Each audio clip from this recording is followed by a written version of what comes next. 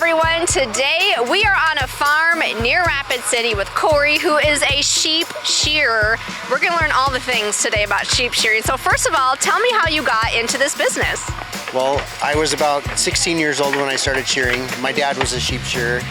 He ran a crew out of Belfouche, South Dakota, and I just picked it up and started shearing with him. So it's like a generational thing for you. It kind of is, yeah. And there were some more sheep shearers down the line in our family too, so it is kind of a thing.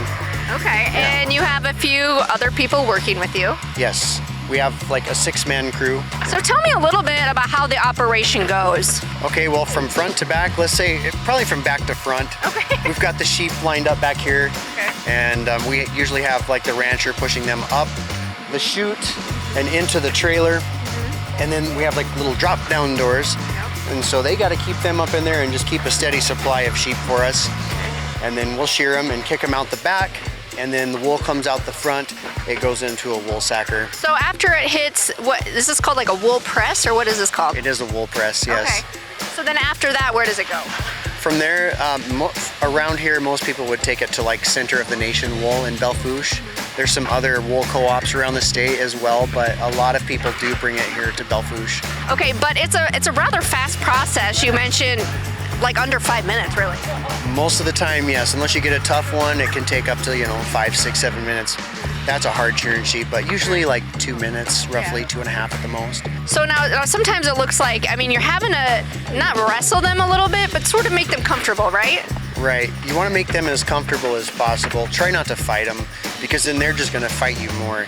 So it's more about positioning and holding them, and and then holding them in the right position. It's all about footwork and their center of balance. You want to keep them kind of on their center of balance, so you always have control of them. If they get too far out of center of balance, they can just roll out of position and get up on you really easily. So kind of, what do you say to folks who might think, wow, this looks like it might be hurting the sheep? I feel like it's a lot like shaving, sort of. Right, right. Most of the time, it really doesn't hurt the sheep. Even though it seems like it might be aggressive or uncomfortable, they may be a little bit uncomfortable. They are big, but for the most part, it doesn't really hurt them. And if they get a little nick on them, for us, it would be likened to a shaving nick. Their skin is thick and they have lanolin, it heals right up. So is this sheep shearing time of year, or what's that season look like? It is. Well, for us here, like in the Midwest or whatever, in South Dakota, it's like mid-January through the end of May, and maybe into June is our main shearing season. But there are folks that shear year-round in the United States. So now, is this a traveling set, sort of mobile? You take this wherever you go? Yep, it's a mobile setup. We're on the road, and we're on the road every day. We're driving, every single day, usually a different job. We're usually home every night, which is nice. Most ranchers would have, I'd say on average, our average flock that we do is probably 300 to 500 sheep. Oh wow, okay. Okay, and then we get into some that have several thousand sheep. So, and then we might pull in there and be there for a couple days, but we can easily shear 600 or 700 out of this trailer in a day if we need to. Yeah, I feel like there's just something gratifying about watching a sheep being sheared, because the lines and then all that wool is off, and don't you think they just feel better? I think so. They look happy to me. And they're about 10, 12 pounds lighter too, so I don't know how that couldn't feel good just to get all that heavy.